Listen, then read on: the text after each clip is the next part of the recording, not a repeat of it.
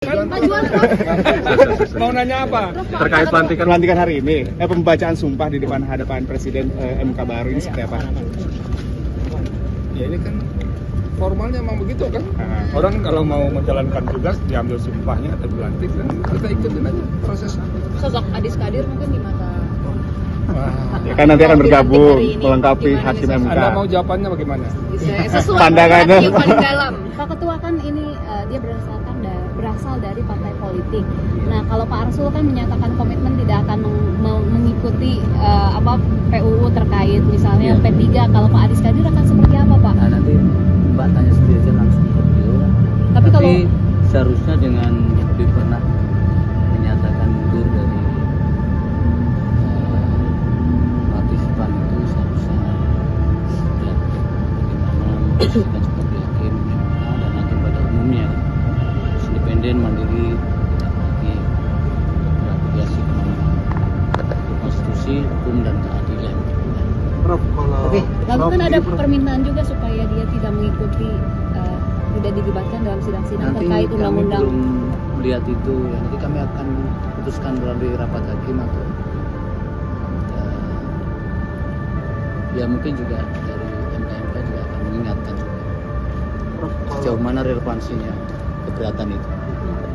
Oke ya. Ya. Oke, makasih Pak Ketua. beberapa ahli hukum tata negara ini kan banyak mengkritisi. Nah, ini mungkin untuk menjaga integritas MK sendiri, mungkin ada yang ingin disampaikan kepada publik. Saya kira secara umum bahwa hakim MK selalu jaga integritas. Saya kira tidak yang baru tuh, yang lama saja selalu konsisten seperti itu, apalagi yang baru. Tapi mungkin sesama kolega nanti juga akan mengingatkan. Oke, Mas. Baru dilantik sebagai Hakim Mahkamah Konstitusi MK di Istana Kepresidenan Jakarta, Kamis tanggal 5 Februari tahun 2026, Adis Kadir langsung diingatkan Ketua MK Soehartoyo agar menjaga independensi. Soehartoyo menegaskan, meski Adis telah menyatakan mundur dari Partai Golkar, posisi sebagai Hakim Konstitusi menuntut sikap mandiri.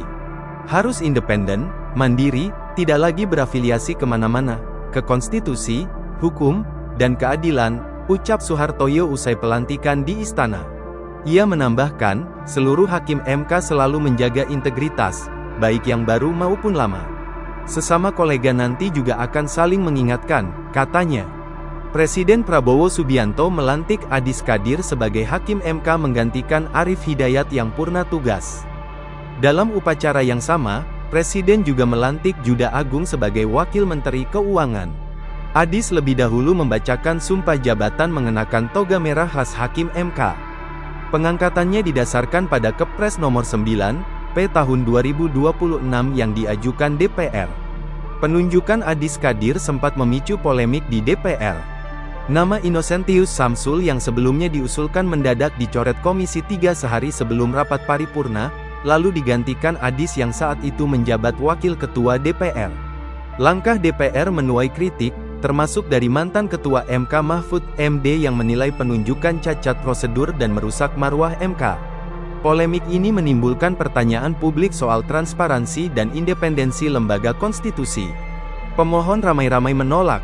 Sebelum dilantik menjadi Hakim MK, sejumlah pemohon uji materi UU TNI menolak perkara mereka ditangani Adis Kadir. Kuasa hukum LBH Jakarta menilai sikap Adis dalam putusan sebelumnya cenderung mendukung UU TNI sehingga berpotensi menimbulkan konflik kepentingan.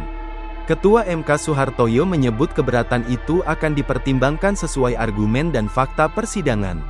Penolakan juga datang dari dosen Rega Felix yang menguji UU Sisdiknas dan UU APBN 2026.